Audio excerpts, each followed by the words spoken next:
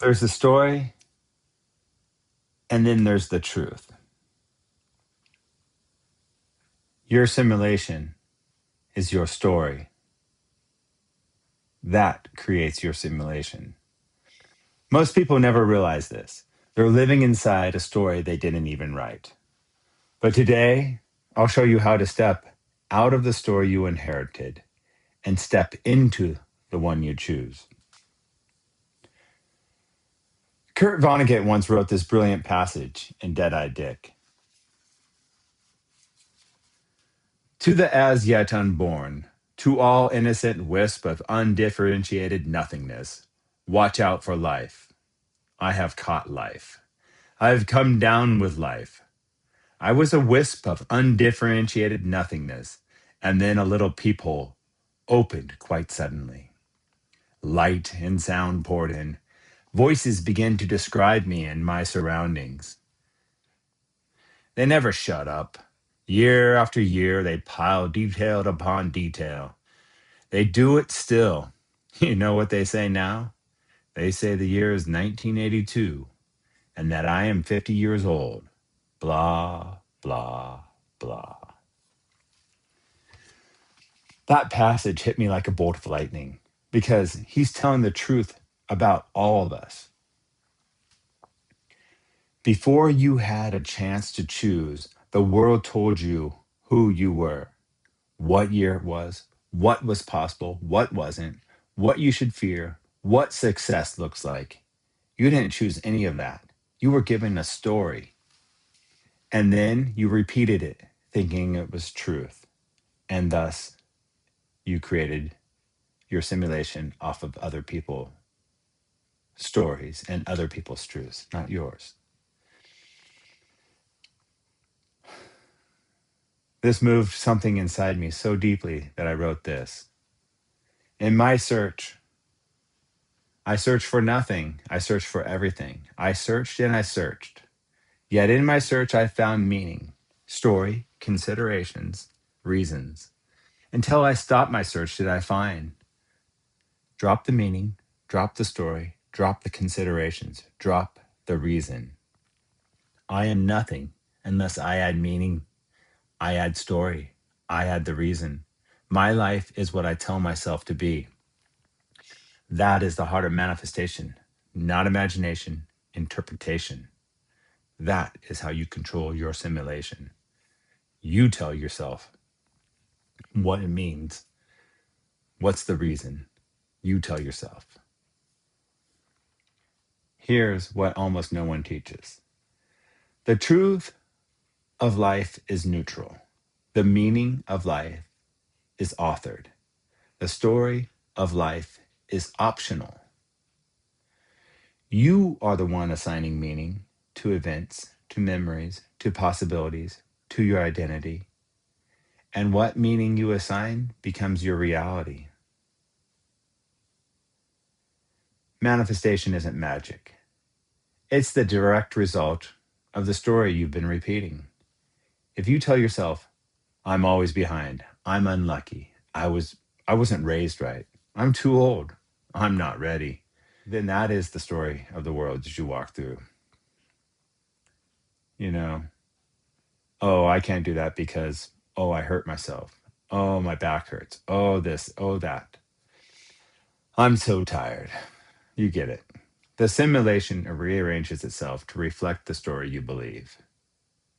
But if you chance to change the meaning, if you rewrite the story, if you can change the simulation. Simple, precise, unavoidable. So here's some 3 big lessons. Drop the inherited story.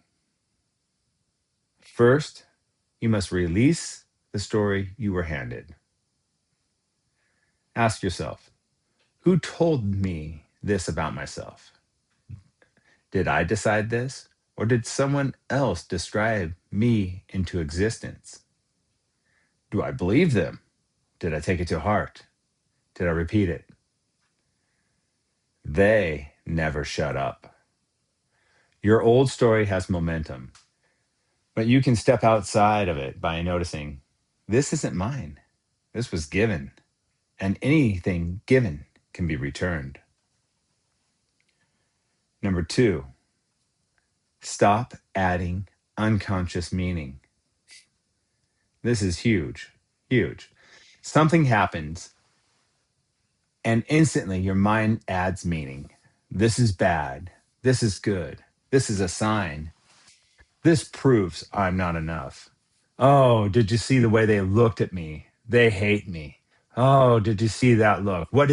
You're not paying attention to me. You were looking off. But the meaning isn't truth. Meaning is choice. And how other people are judging you is the meaning that they come up with, not your meaning. When you stop adding automatic meaning, life becomes spacious. You become the author again. You become the chooser. And choice is our number one freedom. So, number three, choose the story that serves your becoming.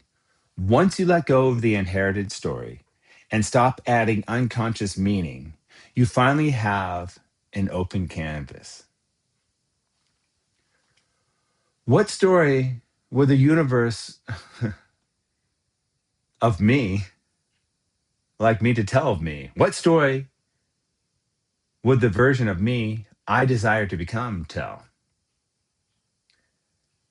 What story would the version of me I desire to become tell? That's the story to choose. Not the logical story, not the rational story, not the old story, not the safe story, the chosen story.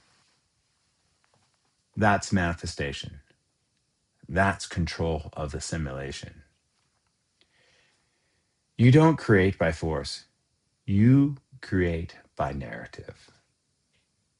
That's the three big lessons. Here are three practical ways to master this. Practice one, the meaning pause. Before reacting to anything, ask, what meaning am I adding? Then choose the meaning that empowers you. Practice two, story audit. Every night, write one story you repeated today, then rewrite it the way that serves your future self, as your future self would write it. Practice three, the identity line. Say out loud, I am the one who chooses the story, not life, not past, not conditioning. You, me. I choose my story. You choose your story. You are the author. You are not the story others gave you. You are the consciousness choosing the meaning the story has. Drop the inherited meaning. Drop the external labels. Drop the automatic interpretation. And what's left is pure, unlimited authorship. As the poem says, my life is what I tell myself to be. Make it sacred. Make it chosen. Make it yours. You are the author. You are in control of your life. You are control of this simulation. You're living someone else's story right now. So live your own. This is the presence and power way. And this is your story now. Go in love and peace, or however you go.